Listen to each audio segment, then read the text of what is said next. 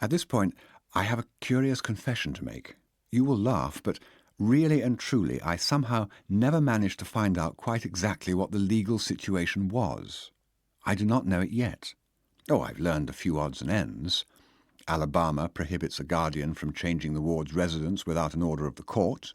Minnesota, to whom I take off my hat, provides that when a relative assumes permanent care and custody of any child under 14, the authority of a court does not come into play.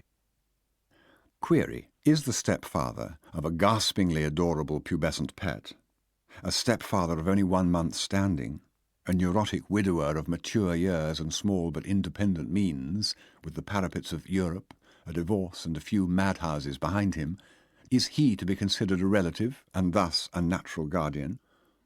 And if not, must I, and could I reasonably dare, notify some welfare board and file a petition? How do you file a petition? And have a court's agent investigate meek, fishy me and dangerous Dolores Hayes? The many books on marriage, rape, adoption, and so on that I guiltily consulted at public libraries of big and small towns told me nothing beyond darkly insinuating that the state is the super guardian of minor children. Pilvin and Zappel, if I remember their names right, in an impressive volume on the legal side of marriage, completely ignored stepfathers with motherless girls on their hands and knees. My best friend, a social service monograph, Chicago, 1936, which was dug out for me at great pains from a dusty storage recess by an innocent old spinster, said, "There is no principle that every minor must have a guardian. The court is passive and enters the fray only when the child's situation becomes conspicuously perilous." A guardian, I concluded, was appointed only when he expressed his solemn and formal desire. But months might elapse before he was given notice to appear at a hearing and grow his pair of grey wings, and in the meantime the fair demon child was legally left to her own devices, which, after all, was the case of Dolores Hayes. Then came the hearing, a few questions from the bench, a few reassuring answers from the attorney, a smile, a nod, a light drizzle outside, and the appointment was made. And still I dared not. Keep away, be a mouse, curl up in your hole. Courts became extravagantly active only when there was some money question involved. 2 greedy guardians, a robbed orphan, a third still greedier party. But here all was in perfect order. An inventory had been made, and her mother's small property was waiting untouched for Dolores Hayes to grow up. The best policy seemed to be to refrain from any application.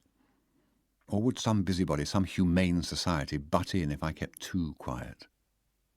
Friend Farlow, who was a lawyer of sorts and ought to have been able to give me some solid advice, was too much occupied with Jean's cancer to do anything more than what he had promised, namely, to look after Charlotte's meagre estate, while I recovered very gradually from the shock of her death. I had conditioned him into believing Dolores was my natural child, and so could not expect him to bother his head about the situation. I am, as the reader must have gathered by now, a poor businessman.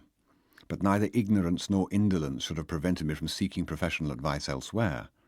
What stopped me was the awful feeling that if I meddled with fate in any way and tried to rationalize her fantastic gift, that gift would be snatched away, like the palace on the mountain-top in the Oriental tale, which vanished whenever a prospective owner asked its custodian how come a strip of sunset sky was clearly visible from afar between black rock and foundation. I decided that at Beardsley, the site of Beardsley College for Women, I would have access to works of reference that I had not yet been able to study, such as Werner's Treatise on the American Law of Guardianship and certain United States Children's Bureau publications.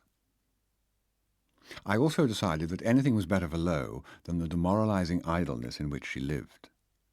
I could persuade her to do so many things, their list might stupefy a professional educator, but no matter how I pleaded or stormed, I could never make her read any other book than the so-called comic books or stories in magazines for American females.